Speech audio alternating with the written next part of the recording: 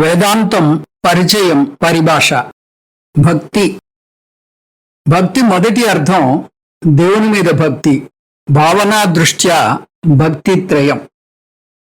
భక్తి అంటే దేవుని మీద ఆరాధన, గౌరవంతో కూడిన ప్రేమని ఆరాధనగా అభివర్ణించవచ్చు.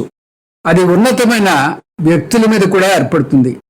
దానిని మాతృభక్తి, పితృభక్తి అంటాం.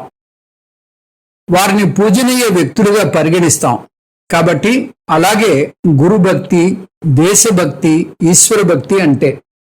భక్తి అంటే ఉన్నతమైన వ్యక్తి మీద ప్రేమ, ముఖ్యంగా దేవుని మీద ప్రేమ. ప్రేమను మన శాస్త్రం చక్కగా విశ్లేషించింది. మామూలు వ్యక్తుల మీద ప్రేమవని, అలాగే దేవుని మీద ఉన్న ప్రత్యేకమైన ప్రేమవని. మనిషి ఎవరి మీద ఏ విధమైన ప్రేమ చూపించినా అది కేవలం 3 దశల్లో ఉన్నాయని శాస్త్రం చెప్తుంది. గమ్యం మీద ప్రేమ. మొదటిది లక్ష్యం మీద ప్రేమ. మనం జీవితంలో సాధించాలనుకున్న అంతిమ లక్ష్యాన్ని ప్రేమిస్తాం. వాటిని ప్రేమిస్తున్నాం కాబట్టే వాటిని సాధిద్దాం అనుకుంటున్నాం. అందుకని దీనిని గమ్యం మీద ప్రేమ అనవచ్చు. రెండోది మార్గం మీద ప్రేమ.